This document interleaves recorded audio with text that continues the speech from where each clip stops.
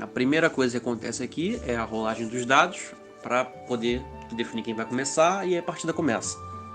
Logo de cara, paladinos e magos. A primeira tentativa seria fazer a fusão, mas a fusão requer que esteja uma torre e um bispo adjacentes umas à outra, e como não é esse o caso, o paladino moveu os peões ali para poder liberar espaço. Na vez dos magos, ver o que ele vai fazer aqui. Eu falo vai fazer como se não fosse eu que tivesse feito, mas eu realmente esqueço. Protetora de Supur, Centauro, vai fazer o Centauro fazendo a fusão, o cavalo e o peão estão adjacentes, então dá pra fazer. Ali tentou ativar o efeito do Bruxo Elementar, só que o Bruxo Elementar ele gasta 3 ações de turno, e como já tinham gastado as 2 da fusão, não funcionou. Daí só move o Bruxo Elementar pra frente e passa a vez.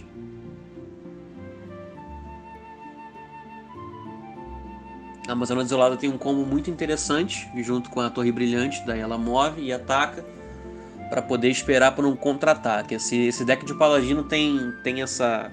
Esse em específico tem um combo muito interessante com contra-ataque, que acho que já vai ficar visível já já. O Bruxo Elementar move e bate na Amazônia Desolada, e é aí que a brincadeira começa. Ativa o efeito da Torre Brilhante para poder substituir os ataques, a torre levar o dano no lugar da Amazona, protegendo ela. E aí, no turno seguinte, a Amazônia ativa o efeito dela, que quando ela é atacada e não é destruída, você pode sacrificar ela para causar dano na peça que atacou. Nesse caso, a peça ficou com 1 de dano, o que foi suficiente para apenas mover e bater uma vez. E aí foi destruído o Bruxo Elementar.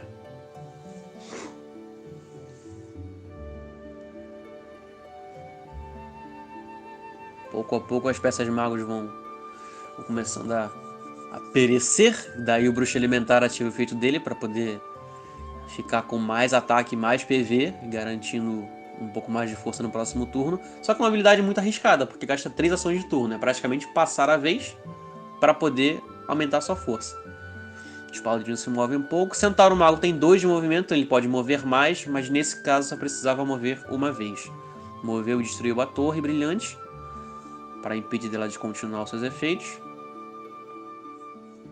E continua movendo ali mais um pouco as peças. Fazendo outra fusão, a Torre Brilhante, a Torre Guia de Espíritos volta para o tabuleiro para causar um pouco mais de estrago.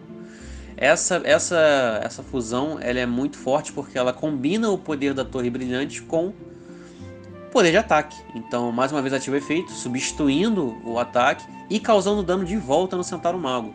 O Centauro Mago agora ficou com 1 de vida, com 2 de vida na verdade, porque ele acabou de receber um dano de volta. O Centauro continua atacando, mas a Torre Brilhante ainda está viva, atacando de novo com o seu alcance absurdo de ataque. Ela está com 1 de vida, mas ainda é uma peça muito perigosa.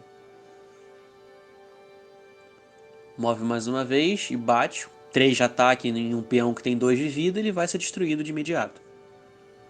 Não tem muito que possa ser feito. Agora o Bruxo Elementar vai tentar atacar essa fusão, mas é aí que a rainha entra em jogo para proteger a peça da fusão, novamente com peças de proteção, ganhando mais 6 de vida, ficando com 6 de vida. E agora que o ataque do Bruxo Elementar já voltou para 1, o máximo que ele pode causar é 2 de dano, fazendo a peça ficar com 5 de vida, como vai mostrar aí pelo dado.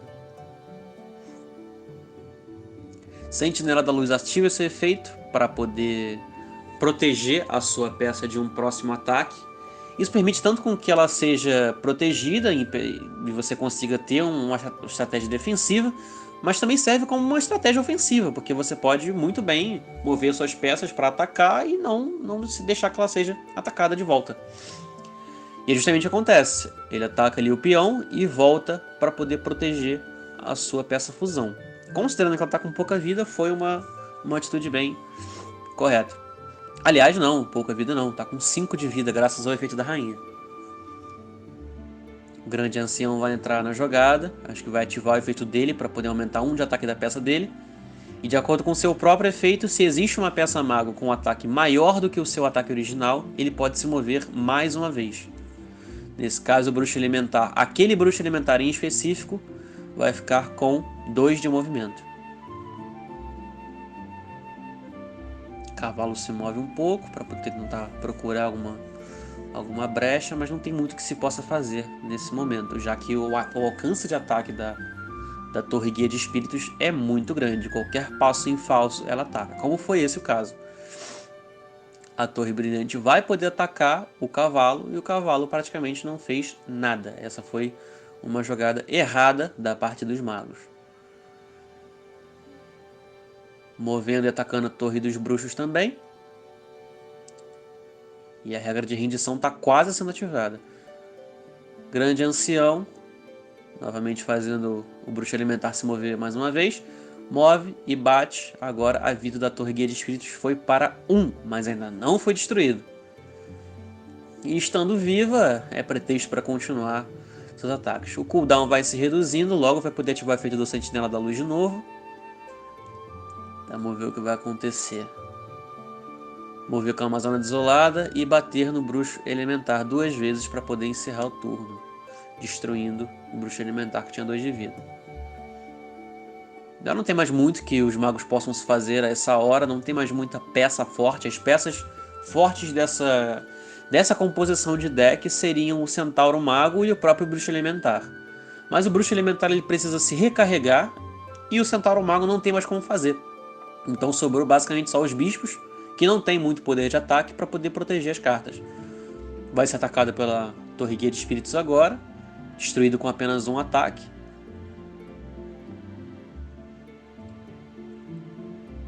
E deixa eu ver o que houve aqui. E vai se mover para se proteger aparentemente. O cavalo move 2 vezes, com 1 de movimento apenas. Vai mover com o Bruxo Elementar para atacar 2 vezes o cavalo e destruir ele. Mas ele acabou entrando na armadilha da Torre Guia de Espíritos. Sobra assim só o Bispo Ancião. Vamos ver como é que vai rolar. Não tem mais muito jeito para os magos, sinceramente. Mas não costumem pensar assim, porque já virei muito jogo pensando dessa forma, principalmente com o Zumbi, que é um deck que tem muito potencial de counter.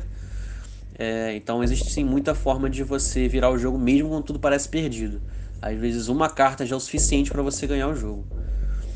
A Torre Guia de Espíritos tentou fazer uma coisa bacana aí para poder substituir o ataque da Amazônia Desolada.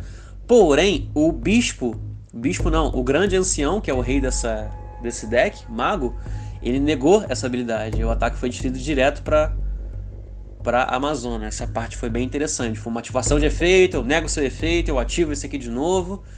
Esse potencial de counter é muito grande. O Bispo vem 2 vezes e termina de finalizar por vez essa fusão. E acho que é daqui a pouco que tem uma falha na gravação, mas onde não altera muita coisa, para ser sincero. Aqui o peão vai mover mais algumas vezes para avançar e terminar de matar as peças inimigas. O Bispo vai ativar, o Bruxo Elementar vai ativar seu efeito para poder ficar com mais ataque, mais PV quando os inimigos chegarem. Mas isso realmente não vai alterar muita coisa, visto que os paladinos ainda tem muita peça. Movendo 2 vezes e batendo faz o bicho ficar com apenas 1 de vida. O bispo só ataca inclinado e só move inclinado, então ele não teria como atacar. Essa parte do vídeo foi que eu mencionei, que acabou sendo perdida, mas a única coisa que aconteceu foi o bicho destruído e também o peão. O cavalo, movendo rapidamente, conseguiu chegar até a torre, destruindo a torre. E aí causa a regra da rendição, que dita que quando não existem peças, exceto o rei, o jogador também perde. Fazendo assim a partida chegar ao fim. Espero que tenha dado para entender como funcionou os efeitos, os ataques, as movimentações. Espero que tenham curtido, né, acima de tudo. E se interessou pelo projeto, achou interessante, se inscreve. Tem o Linktree para poder acessar as outras redes sociais, ficar mais por dentro do projeto. E qualquer novidade eu vou estar postando por aí. Valeu!